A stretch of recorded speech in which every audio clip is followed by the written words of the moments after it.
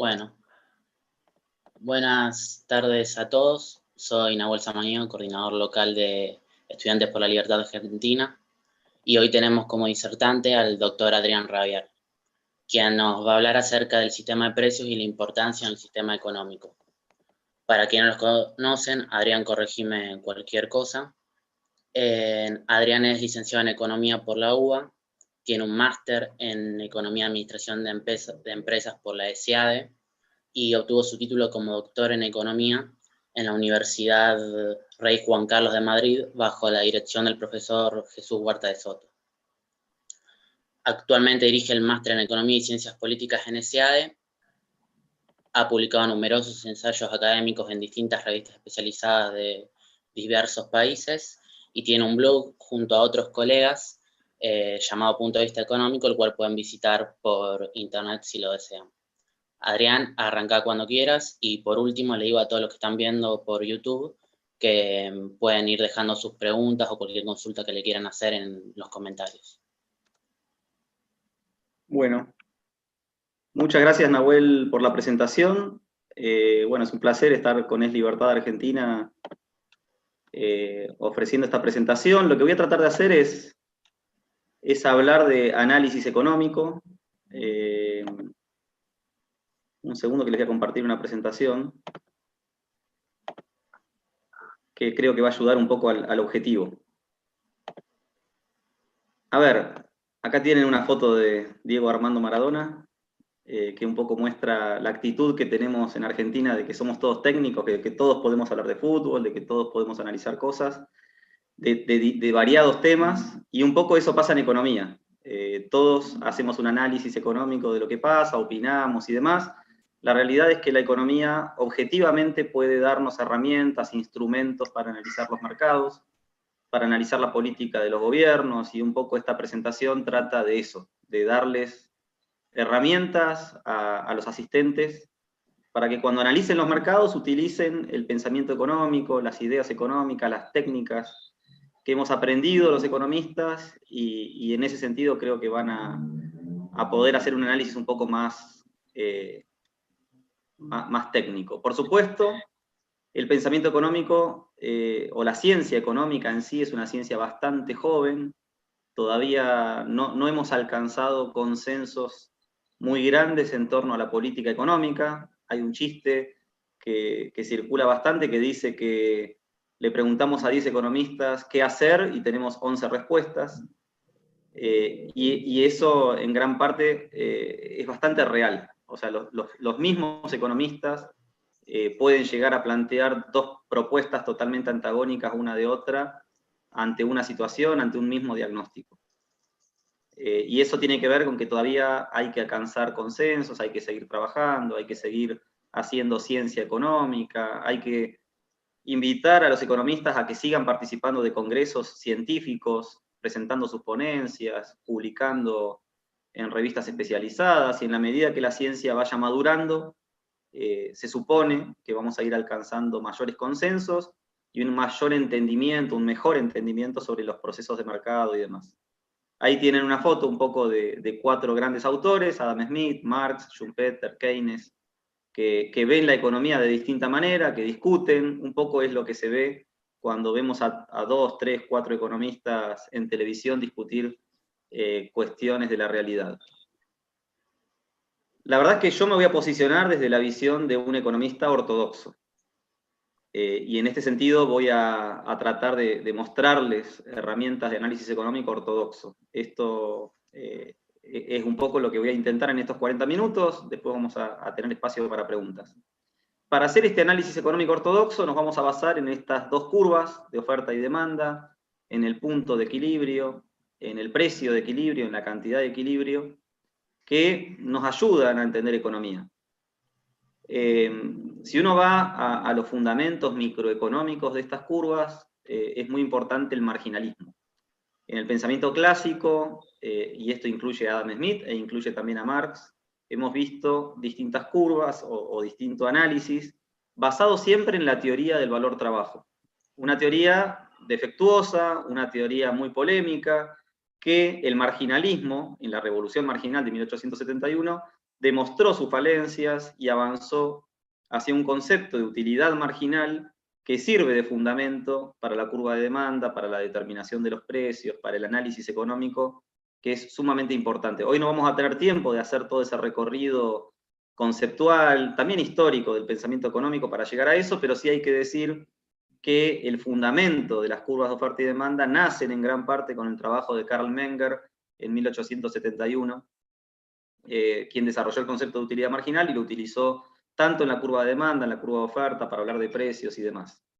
Más allá de curvas, la verdad es que Menger no habló de curvas, esto es algo posterior. En general, en el pensamiento económico se habla de las tijeras de Marshall para hablar de las curvas de oferta y demanda, como las que ven en pantalla. Nosotros acá vamos a hacer un mix, un poco por tiempo. La verdad que las herramientas gráficas ayudan a ser didácticos, pedagógicos, a mostrar en poco tiempo, poder ganar y mostrar un poco más de análisis. Por eso nos vamos a apoyar en estas herramientas. Pero la verdad es que podríamos prescindir por completo de estas curvas y hacer un análisis económico totalmente conceptual. De hecho, en La acción humana de Mises, un libro de más de 1000 páginas, su tratado de economía, él pudo explicar toda la teoría económica prescindiendo de los gráficos. No es algo que yo vaya a hacer hoy así, pero más que nada por una cuestión de tiempo, me parece que vamos a ganar, vamos a poder hablar de más temas si uso gráficos que si no lo hago. En ese sentido, y ya habiendo mencionado los fundamentos de la curva de demanda, la curva de oferta, la realidad es que esas dos curvas tienen bastante sentido. Vamos a asumir un ejemplo. Supónganse que estamos hablando de la oferta y la demanda de carne. Ante la demanda de carne, vamos a suponer que hay un precio, un kilo de carne cuesta, no sé, supónganse 500 pesos, y ahora, ante 500 pesos el kilo de carne, hay una cantidad demandada. Ahora supónganse que el precio por el kilo de carne baja a 250 pesos. ¿Qué va a pasar en ese mercado?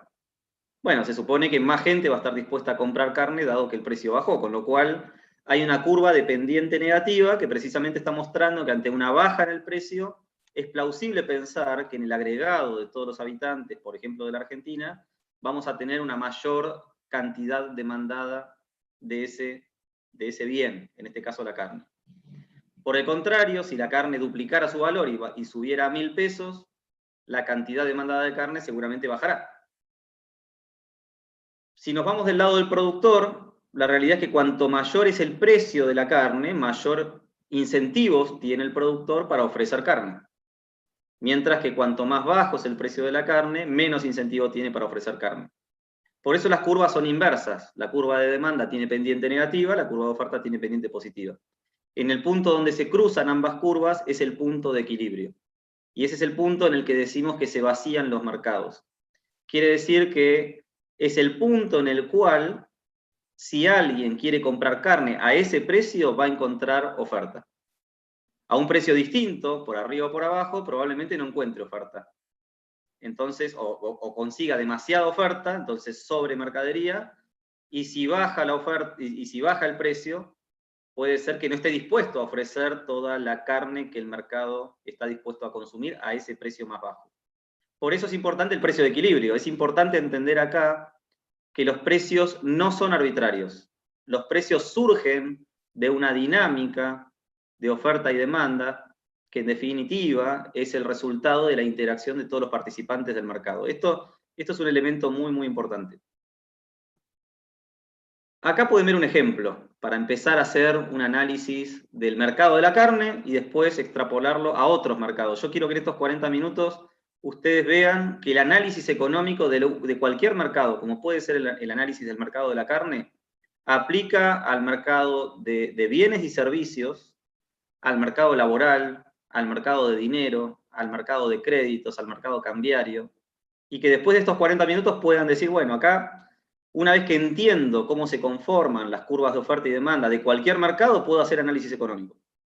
Y luego, cuando llega el gobierno y aplica una política intervencionista sobre cualquiera de estos mercados, voy a tener un impacto. Y ese impacto es importante analizarlo y hacer un poco de estudio de la situación. Entonces, supónganse que estamos en el mercado de la carne en Argentina, supónganse que viene un gobierno liberal, no sé, expert presidente, abre la economía y ante una apertura económica, el mundo se da cuenta de la buena calidad que tiene la Argentina de carne. La verdad que yo he tenido la oportunidad, la posibilidad de viajar a algunos países como Colombia o a Guatemala y notar que en las cartas de los restaurantes hay una fascinación por la carne argentina. Ustedes tienen distintos cortes de carne y el corte de carne argentino es premium, es más caro, duplica el valor de que cualquier otro corte. Con lo cual, sabemos que hay una enorme demanda de carne a nivel global. El mundo está esperando la carne argentina. Supongamos que hay una mayor demanda de carne.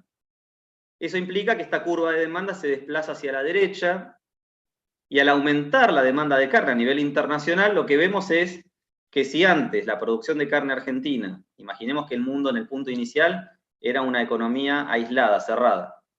En esa economía cerrada, la carne era para los 45 millones de argentinos. Si ahora abrimos la economía y permitimos que los chinos, los colombianos, los uruguayos, los brasileños compren carne argentina, la demanda se va a aumentar, el precio va a aumentar, y momentáneamente vamos a tener un problema, porque la carne va a ser escasa para atender semejante nivel de demanda. ¿Cómo resuelve esto la economía?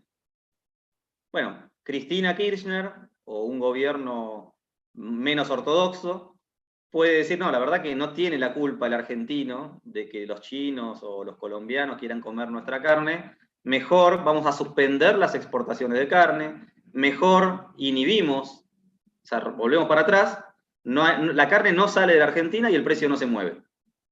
Por supuesto, perdemos grandes oportunidades de colocar carne argentina, de desarrollar producción de nuevas tierras, de ampliar la cantidad de cabezas de ganado, de aumentar la producción agrícola, toda la industria ganadera, de crear nuevos frigoríficos, de generar nuevos puestos de trabajo, de generar divisas que entran por la exportación de carne, etcétera, etcétera, etcétera.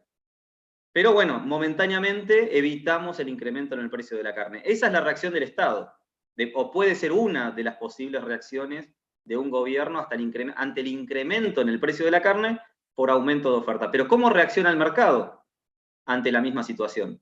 Aumentó la demanda, ante este aumento en la demanda, los propios ganaderos, los productores ganaderos, van a decir, la verdad que ahora que la economía abrió, ahora que estamos viendo que hay una enorme demanda mundial de carne, más que producir soja, trigo, más que producir cualquier otra cosa, tengo que destinar mi campo a producir carne. Tengo un incentivo, producto de la mayor demanda que hay en otros mercados, a aumentar la oferta. Entonces puede ser que ante esta situación los productores ganaderos decidan aumentar la oferta y noten que ante el aumento en la oferta el precio baja. Puede ser que incluso el precio vuelva a ser el que era antes. Pero ante este aumento en la oferta, ahora hay una nueva cantidad de equilibrio, y esa nueva cantidad de equilibrio probablemente haya duplicado, por ejemplo, la producción de kilos de carne o de toneladas de carne en la Argentina. Con lo cual, hemos creado puestos de trabajo, hemos generado divisas, hemos generado riqueza, hemos incrementado claramente la producción de carne. Esto es sumamente importante para un país que se está desarrollando. De hecho, empezamos a aprovechar estas oportunidades. Si realmente sigue incrementándose la demanda, se puede seguir incrementando la oferta. Y esto puede ser muy importante. Por supuesto, hay un efecto importante que notar, que es que en el corto plazo el precio sube. Cuando el precio sube, puede ser molesto para algunos de los consumidores de carne en la Argentina, que ven que tienen que enfrentar un precio mayor en el corto plazo por la mayor demanda mundial de carne. Ahora, ese precio más alto, más allá de molestar transitoriamente a algunos argentinos consumidores de carne, la realidad es que ese precio es la señal de mercado que reciben los productores de que hay una oportunidad de negocios, de que hay una oportunidad de aumentar la cantidad de carne para satisfacer esa demanda mundial de carne. Para los economistas ortodoxos, esto es muy importante, los precios nunca son arbitrarios, siempre son resultado de la dinámica que hay en la oferta y la demanda. Esto es muy importante. Los precios comunican información y hacen que las personas tomen decisiones como si tuvieran mucho más conocimiento del que realmente tienen.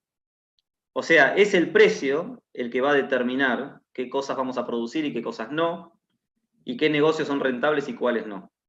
Si un gobierno interviene en los precios, tenemos problemas, eso lo vamos a ver después. Vamos a pasar ahora al mercado laboral. No es distinto el mercado laboral de cualquier otro mercado. No quiere decir esto, a ver, hay una gran discusión si los trabajadores son una mercancía y si los utilizamos como mercancía y demás, claramente que no. Cuando uno contrata a una persona, no está comprando una persona, no está esclavizando a una persona. Claramente que esa persona es libre de decidir si quiere generar trabajo contratado por otra persona que le va a exigir algunas tareas a cambio de dinero. Pero en el sentido del análisis económico, el trabajo no varía de cualquier otro mercado. La verdad que en mercados laborales, hablar de mercado laboral es hablar de algo enorme. Estamos hablando de ingenieros, economistas, abogados, psicólogos. Estamos hablando del carnicero, del panadero, o sea, de todas las posibles tareas laborales que una persona podría llegar a desarrollar. No nos preocupa el mercado laboral de los ingenieros, por ejemplo. O sea, si un ingeniero gana mucho, gana poco, no nos preocupa. Si un abogado gana mucho, gana poco, no nos preocupa. ¿Qué es lo que nos preocupa en la política pública? Nos preocupa los salarios de aquellos sectores, de personas, por ejemplo, que trabajan en la construcción o en el personal doméstico, que ganan demasiado poco. Son tareas que pueden desarrollar distintas personas sin estudios previos, sin grandes calificaciones, y es tan amplia la oferta que los salarios son bajos. Entonces, uno contrata a un peón, por ejemplo, para el campo, uno contrata una niñera, uno contrata un trabajador en el sector de la construcción y percibe un ingreso, pero ese ingreso es bajo. Si esa persona decide irse, entonces buscamos otra y rápidamente encuentran. Por eso, como es tan flexible el mercado en ese sector y es tan abundante las personas dispuestas a llevar a cabo esas tareas, que el precio de ese mercado, o el salario que perciben estos trabajadores, es bajo. Fíjense que en este gráfico de la derecha están viendo una P. En el mercado laboral vamos a reemplazar ese precio, porque el precio del mercado laboral es el salario. Ahora, el salario en el sector de la construcción, especialmente para los obreros de menor categoría, es bajo. Entonces, ¿cómo se trabaja el análisis económico en el mercado laboral? Supongamos que hay, a ver, ¿quiénes son los oferentes? Son los trabajadores. ¿Quiénes son los que demandan? Son las empresas. Ahora, supongamos que hay más demanda de empleo para la construcción. ¿Qué va a pasar ante mayor demanda de empleo? El precio va a subir. El salario va a subir. ¿Qué pasa si tenemos, por el contrario, una economía que necesita más trabajadores y no los tiene? Puede ser que abra un proceso de inmigración. En España, o incluso en Argentina del año 1853 en adelante, con el modelo agroexportador de 1880 en adelante, la Argentina abrió sus fronteras para tratar de generar mano de obra que pudiera generar empleo. Entonces, lo que hemos visto es un desplazamiento de la curva de oferta que redujo los salarios. Bueno, esto es un poco la dinámica que puede haber en el mercado laboral. No varía, de nuevo, respecto del mercado que analizamos antes con la carne. Claramente, los salarios dependen del valor que ese trabajador del cual estamos hablando genere para una empresa. O sea, el salario depende de los niveles de productividad. Si un trabajador es muy eficiente y genera mucho valor en la empresa, ese trabajador recibe seguramente una remuneración mayor que otro que aporta menos a la empresa.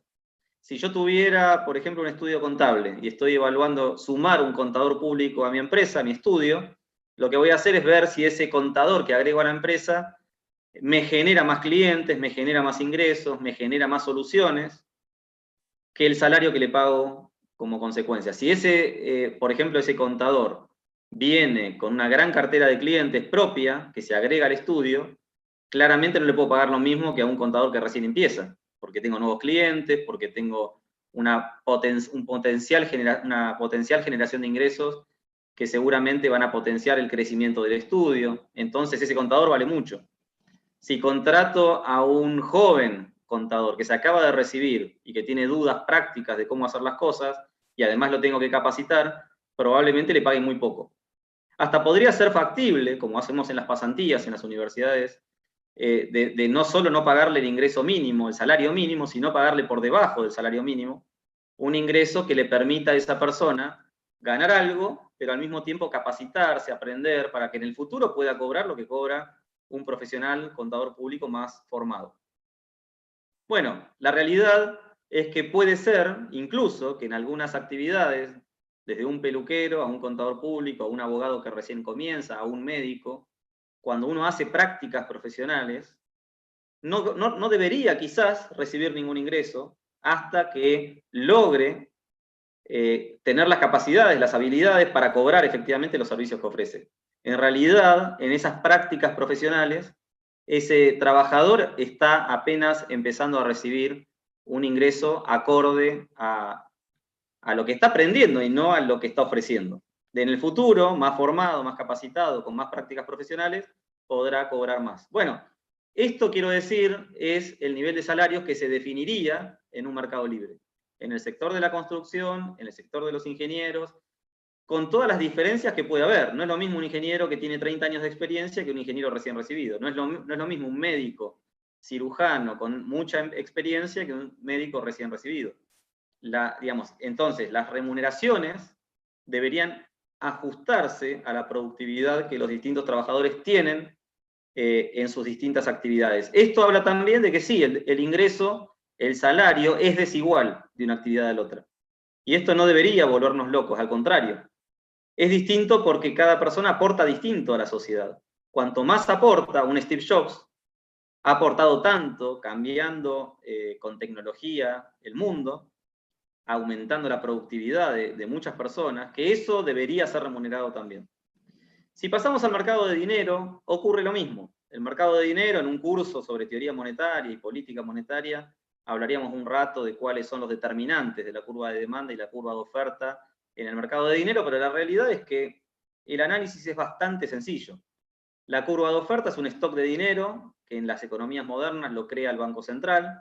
Podríamos discutir y volver para atrás y evaluar cómo funcionaba el sistema con patrón oro, cómo funcionaba el sistema con una banca competitiva y libre como la que tuvo Escocia entre 1695 y 1844, pero en los sistemas modernos, los bancos centrales son los que definen el stock de dinero que circula en la economía. En la curva de demanda, lo que tenemos son los motivos por los cuales la gente demanda dinero. Demanda dinero para hacer transacciones y demanda dinero para atesorarlo.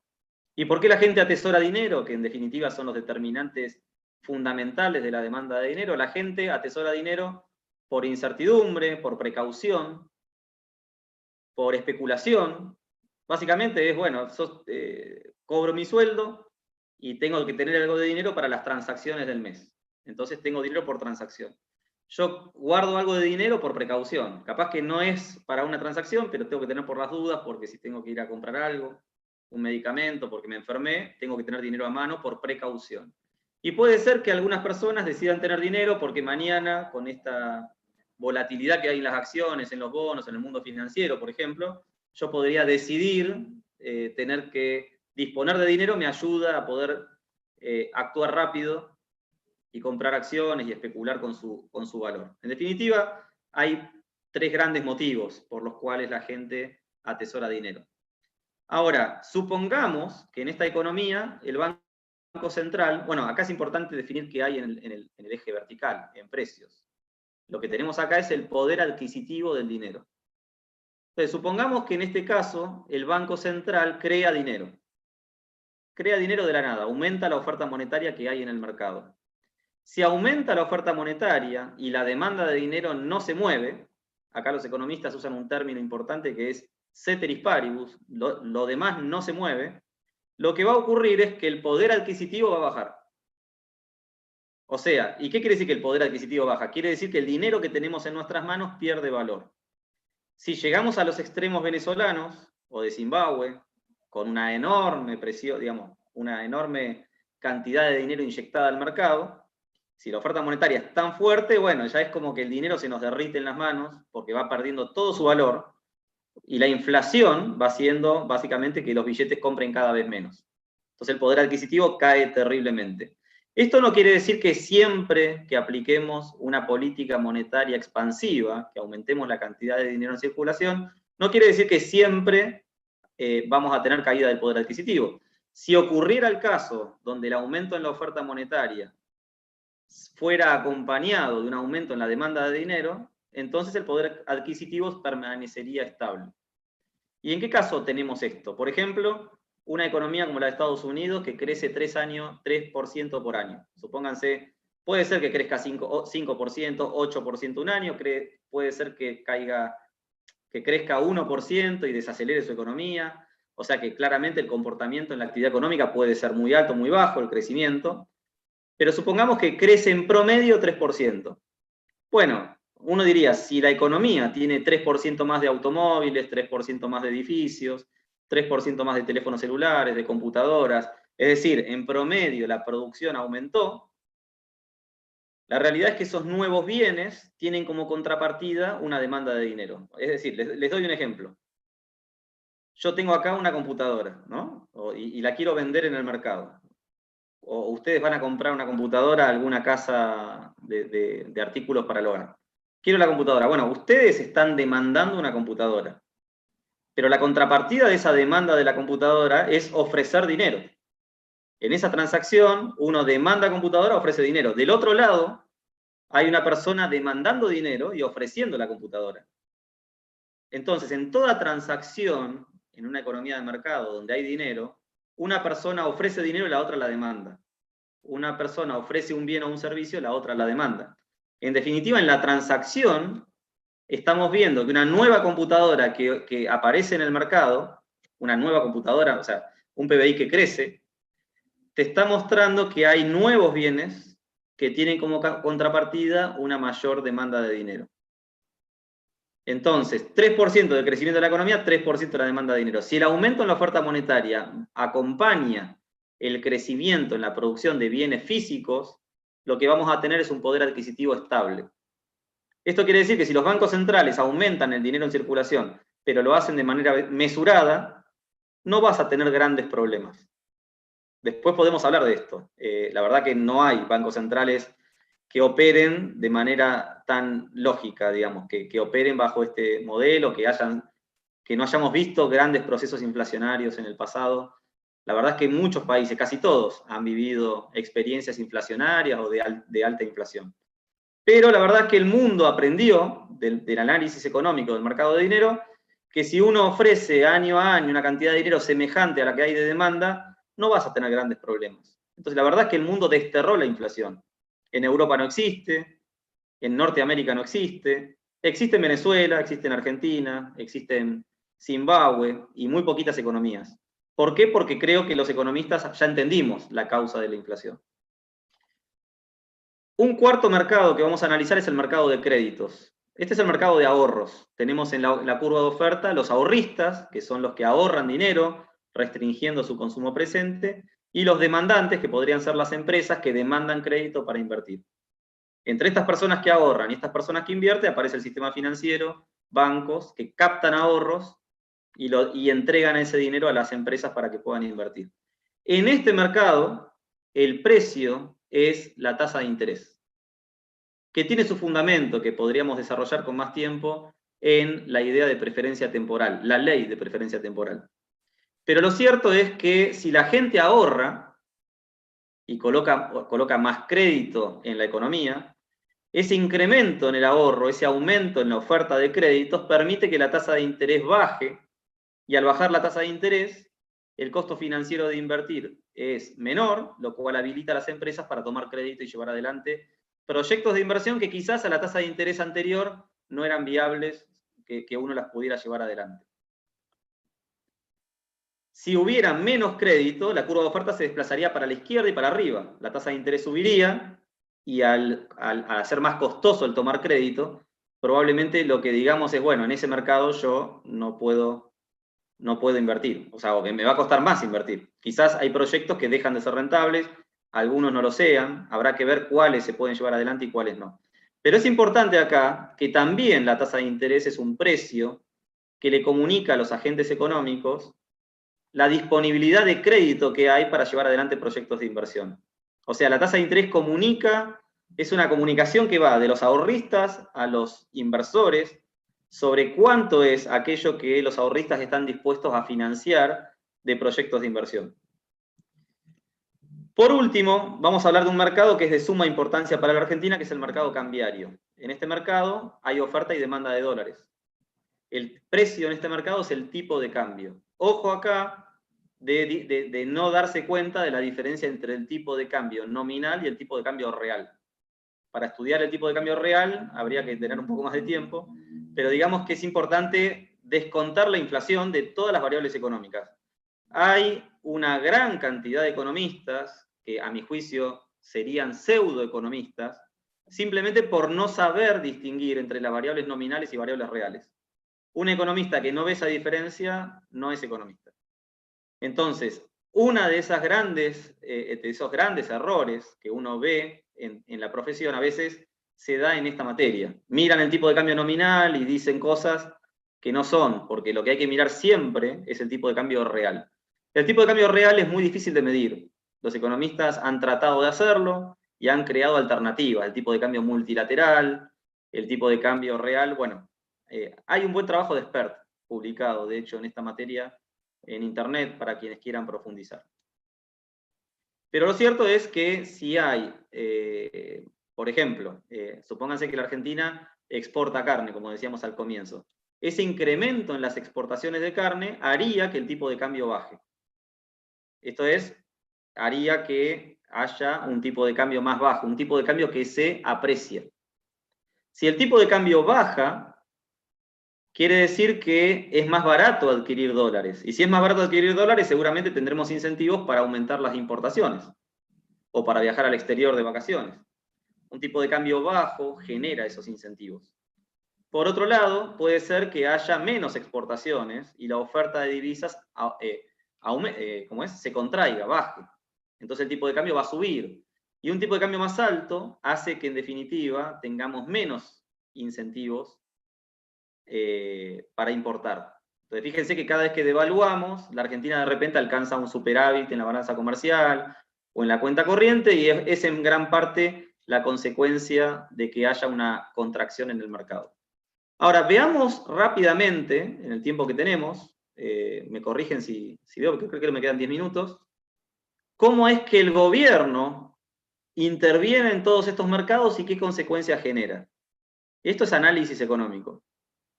Yo estoy hablando acá de estos 5 mercados, pero pueden hacer análisis económico del fútbol, pueden hacer análisis económico o sea, Gary Becker, un economista de Chicago, ha hecho análisis económico de la familia, del matrimonio, de la discriminación, análisis económico de la drogadicción, análisis económico del tráfico de órganos. Se puede hacer análisis económico de la seguridad y entender cómo aplicar una política pública de seguridad con herramientas de economía. Esto creo que es el mayor valor que tenemos de esta clase, digamos, que estamos teniendo hoy en esta aula Zoom. La idea es, podemos aplicar herramientas de análisis económico a los mercados que queramos. Estamos rodeados de mercados. Y creo que eso es importante. Cuando un economista sale a la calle, a diferencia de una persona que no es economista, nosotros nos damos cuenta de que estamos rodeados de mercados. Por todos lados vemos mercados. Quizás un abogado sale a la calle y ve leyes, ve normas, ve otra cosa. Quizás un médico está viendo la salud de la gente por todas partes. Yo estoy viendo mercados por todas partes.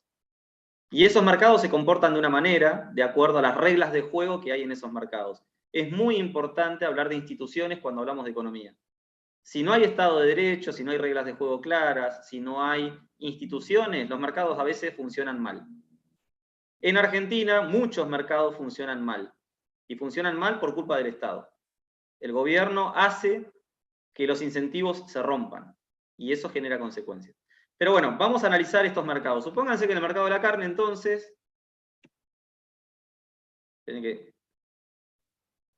a ver, no sé qué pasó acá. Supónganse que en el mercado de la carne tenemos un determinado precio de equilibrio. Yo creo que les había dado el ejemplo de 500 pesos el kilo de carne. Pero supónganse que viene un gobierno, podría ser Cristina Kirchner o Alberto Fernández o Axel Kicillof, con muy buena intención, supónganse que quiere que la carne esté barata. Yo no quiero que la carne esté a 500 pesos, ni mucho menos que suba. Quiero que la carne esté barata, que la gente pueda comprar carne por 200 pesos. Es más, ¿por qué no por 100 pesos? Que esté bien barata, que el kilo de carne esté 100 pesos. Bueno, eso hace que haya un precio máximo que esté por debajo del precio de equilibrio, que genera incentivos perversos. En este mercado, con esta idea del gobierno de poner la carne demasiado barata, van a ocurrir claramente dos cosas. Por un lado, la gente que estaba pensando en comprar pollo, en comprar pastas para el domingo, en comprar, no sé, cualquier otro tipo de alimento, va a decir, la verdad que con la carne a 100 pesos nos conviene comer carne, entonces va a aumentar la demanda. Ahora, más gente quiere comer carne, pero no hay más gente produciendo carne, con lo cual no alcanza. Entonces, ¿qué va a pasar en este mercado que estaba en equilibrio y ahora no va a estar en equilibrio? Por un lado, aumenta la demanda, porque la carne está barata. Por otro lado, inhibimos la oferta. O sea, el productor agropecuario, el productor ganadero, no solo que no va a aumentar la oferta para satisfacer esa nueva demanda a un precio muy bajo, porque los costos no le dan, sino que además, mirando a futuro, ya está pensando en vender todas las vacas y producir otra cosa. Quizás incluso vender todo el campo e irse a otro país. O sea, la oferta va a bajar. Entonces se da un desequilibrio muy fuerte, muy preocupante, donde por un lado aumenta la demanda, por otro lado baja la oferta, y ese desequilibrio nos lleva a escasez. Argentina, en esos 12 años kirchneristas, perdió millones de cabezas de ganado. Y esto es una destrucción de una industria que podría ser la número 1 del mundo, y bueno, no lo es. Alguna vez escuché a Spert contar una anécdota, que se cruzó en un avión con Axel Kicillof, y la verdad que decía, era una persona muy sensata, muy clara, al menos uno entiende la idea con la que Kicillof maneja las cosas o cómo entiende el mundo. Y en un momento yo le dije, decía Spert, yo le comenté, digo, mirá, si haces eso vas a destruir el campo, vas a destruir todos los incentivos de producción agropecuaria. Sí, ya lo sé, decía Axel Kicillof, eso es lo que quiero. O sea, él ve un problema ahí, en el campo. Bueno, es una manera bastante racional de destruir un mercado, bajar los precios. Es como decir, si yo quiero que Apple deje de producir teléfonos celulares, le aplicamos un precio máximo al teléfono iPhone para que se venda por 100 pesos por teléfono y automáticamente desaparecen todos los teléfonos. O sea, no va a poder vender ninguno a precio de mercado y a 100 pesos no le conviene vender porque pierde plata, entonces deja de producirlo. Lo hemos destruido por completo. Pasemos al mercado laboral. Acá aplica al revés, no los precios máximos, sino el precio mínimo, el salario mínimo. La legislación laboral puede tener muy buenas intenciones. Entonces, la lógica del gobierno es, a ver, esta gente que trabaja en la construcción o el personal doméstico ganan muy poca plata. ¿Cómo hacemos para ayudarles a que ganen un poco más? Le decimos a la fábrica o a la empresa que produce construcción, o incluso a las familias que contratan personal doméstico, miren, le van a tener que pagar el doble de lo que venían pagando. Acá hay un problema de nuevo. Por un lado, ante el doble de ese precio, un montón de personas van a decir, yo ahora sí quiero trabajar, porque voy a recibir una mejor remuneración. Aumenta la demanda de empleo. Pero los que ofrecen empleo, las constructoras o el personal doméstico, las familias que contratan personal doméstico van a decir, yo a ese nuevo salario que pide el gobierno no contrato, me quedo en casa, no salgo a trabajar, no lo puedo pagar. Entonces se da exactamente lo contrario de lo que uno busca, o sea, se da una situación de desempleo. Por un lado, ante un salario más alto, que no es más que la arbitrariedad del gobierno, ¿no? Porque si hoy el salario mínimo, supónganse, fuera 20.000 pesos, y al gobierno quiere que sea 25.000 pesos, al encarecer ese valor, hay familias que yo eso no se lo puedo pagar a la niñera o a la señora que limpia mi casa. Me quedo yo a trabajar en mi casa, me quedo yo a hacer ese trabajo. Con lo cual dejamos a esa señora sin trabajo. En la construcción, si aumentamos el ingreso que va a percibir un obrero, lo que estamos haciendo al aumentar ese precio es hacer que la constructora ya no tenga demanda para construir, porque es tan alto el costo que no hay dinero para poder construir, con lo cual a esa persona también la dejamos sin trabajo.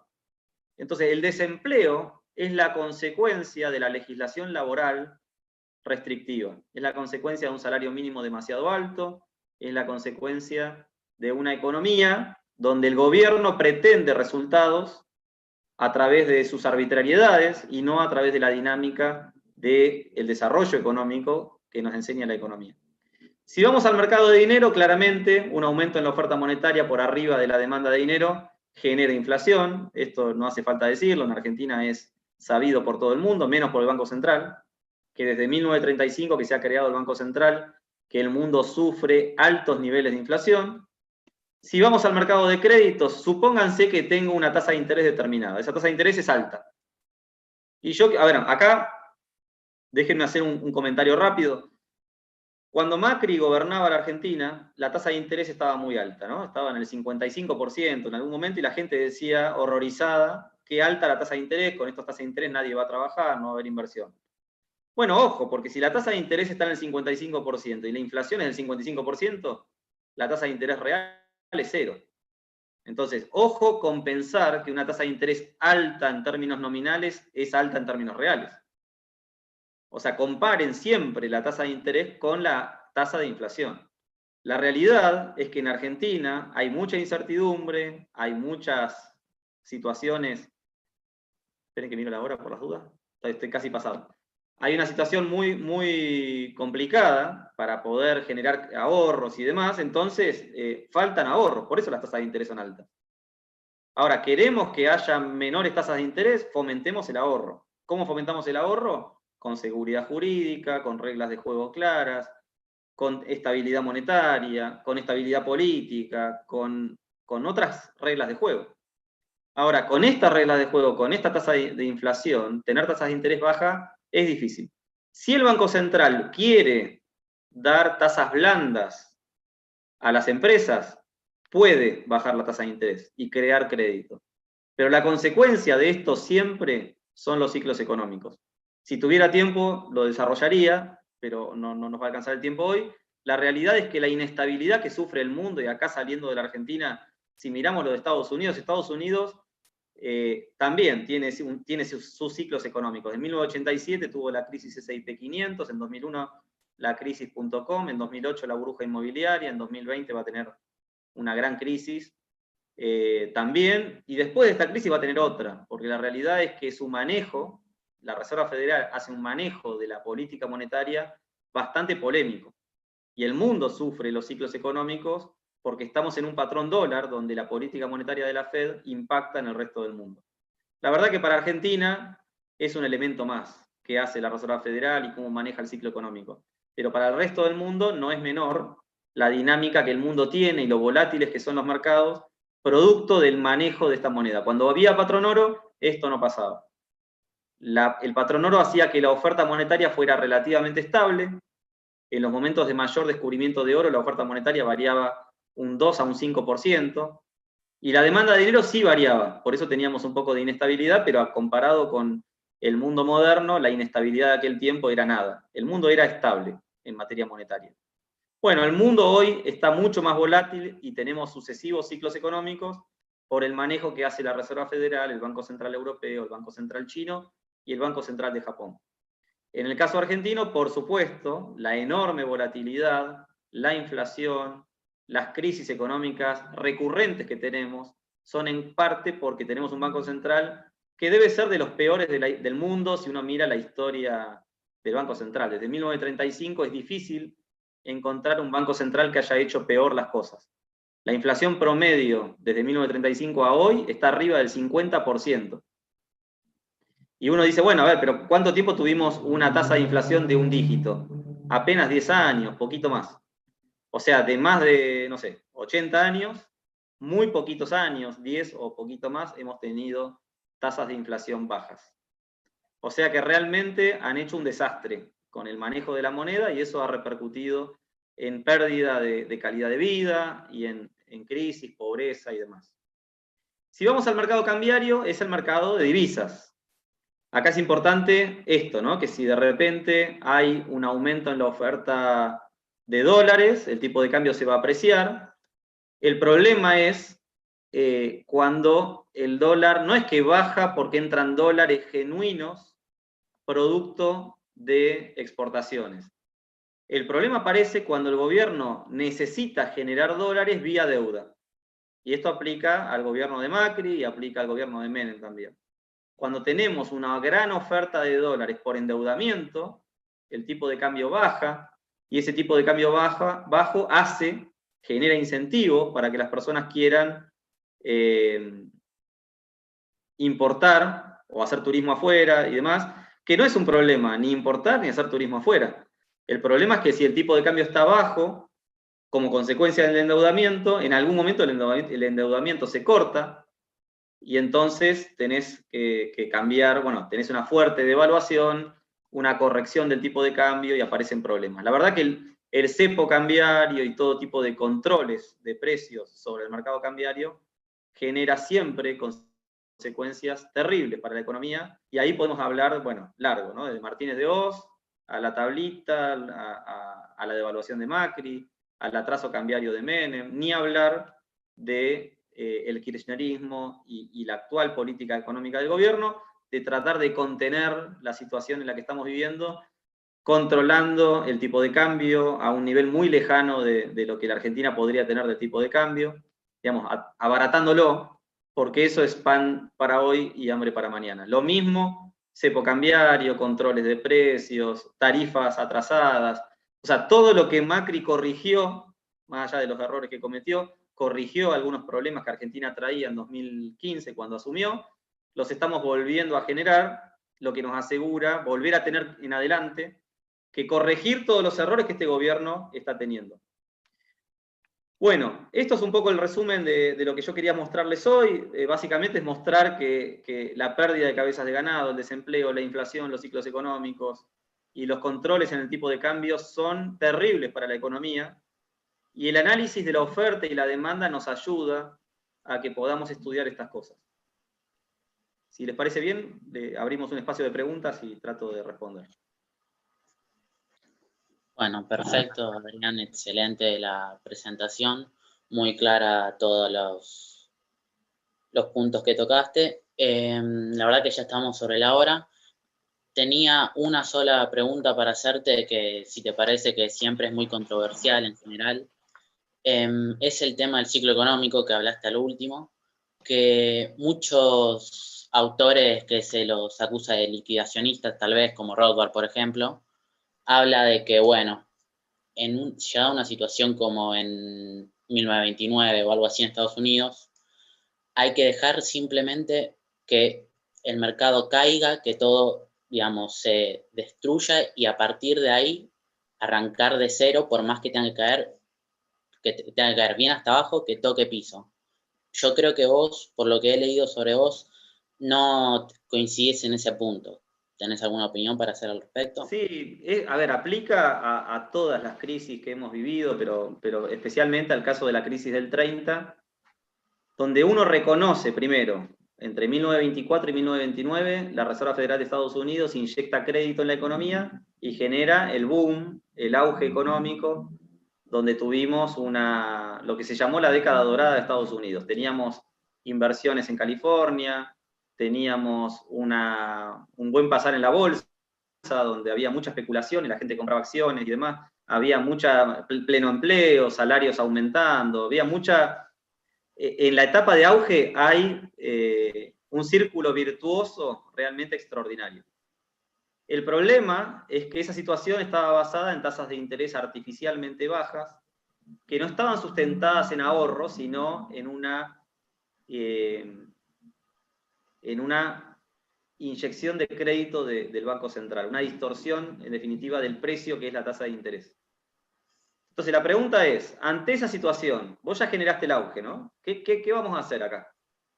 Yo creo que Rothbard y gran parte de los autores que siguen la línea de Rothbard dentro de la escuela austríaca sí son liquidacionistas. ¿En qué sentido? A ver, los austríacos en parte te dirán, mirá, vos tuviste un auge producto de tasas de interés bajas que no provienen de una generación de ahorro, entonces esas inversiones no se pueden sostener. Por las buenas o por las malas, un ajuste vas a tener. Si vos generaste la burbuja inmobiliaria del 2001 al 2007, y la crisis del 2008 la vas a tener. Entonces vas a tener que generar esa corrección. Entonces, en algún momento, cuando aparezca la inflación y eso haga que la economía, bueno, los riesgos inflacionarios empiezan a aumentar, el Banco Central tiende a subir las tasas de interés. En la última burbuja inmobiliaria de Estados Unidos, Alan Greenspan, a mitad del 2004, después de haber aplicado una tasa de interés baja por demasiado tiempo, dijo, acá veo riesgo de inflación, voy a subir la tasa de interés. La subió 17 veces consecutivas, un cuarto de punto, y tuvimos la fase de crisis y depresión que llevó al 2009 con una crisis económica muy fuerte. Entonces la pregunta acá es, ¿qué sugieren los austríacos? Bueno, lo que sugieren los austríacos es liquidar las malas inversiones. Eso es inevitable. Pero también sugieren tratar de evitar que esa liquidación se lleve no solo las malas inversiones, sino también las inversiones genuinas. Porque en el momento de crisis y depresión colapsa todo. O sea, hay negocios que son rentables, que eran genuinos, que funcionaban bien, y la crisis se lo lleva también. Porque estamos hablando de una economía donde los niveles de consumo caen a cero rápidamente, o sea, caen fuertemente, la crisis económica es terrible y eso hace que la economía sufra. Entonces la pregunta es, dice, está bien, la tasa de interés que había bajado tiene que volver a subir, pero ojo con que suba de más, porque si sube de más vas a tener una liquidación total del mercado. Eso fue lo que pasó en la crisis del 30. No porque los austríacos lo hayan sugerido, porque no los escuchaba nadie, sino porque la Reserva Federal comete el error de que viendo que había una demanda de dinero muy fuerte, fíjense en el gráfico de la izquierda abajo, la demanda de dinero aumenta por cuando hay una enorme incertidumbre, como pasa ahora con la pandemia. Ante esta situación, la gente, ¿qué hace con el dinero que cobra? Y lo guarda. Lo guarda porque no sabe qué va a pasar mañana, si va a tener trabajo.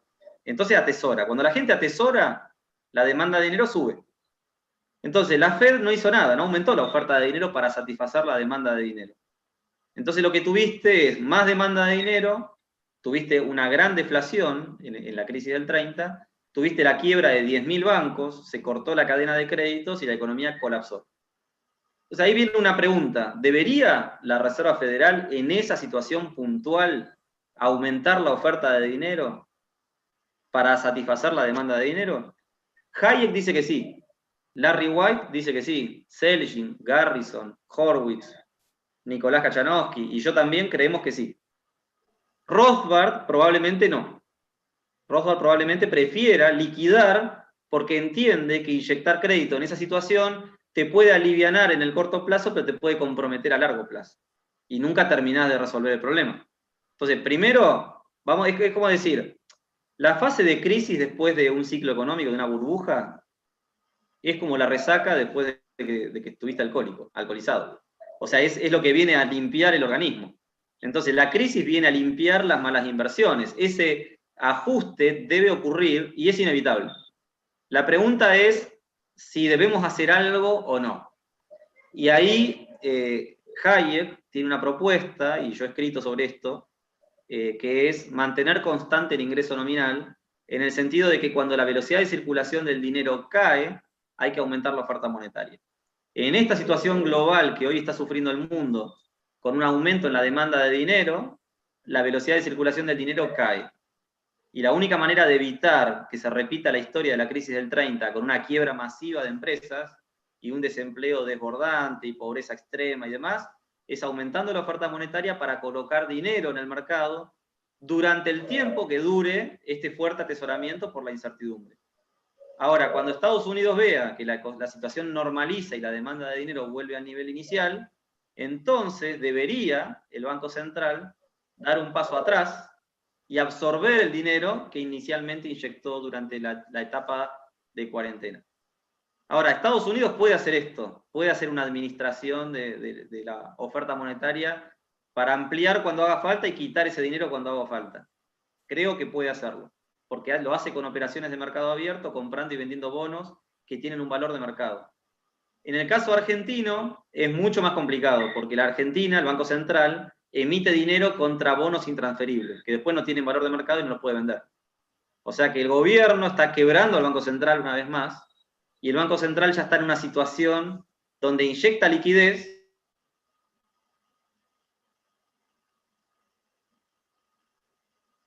ese dinero, pero esas LELIQs solamente pueden absorber ese dinero mientras ofrezcas tasas de interés altas.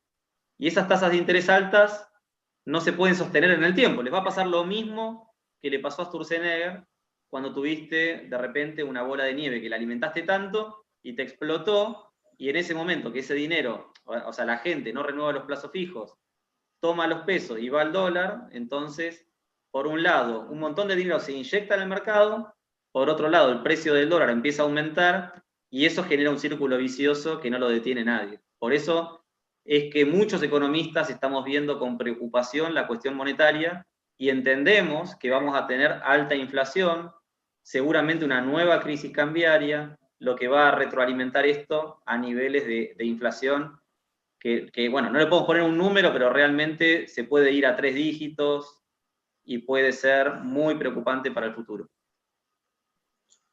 Perfecto. Bueno, muchas gracias por tu presentación, la verdad excelente, como te dije antes, y gracias a todos los que participaron del vivo.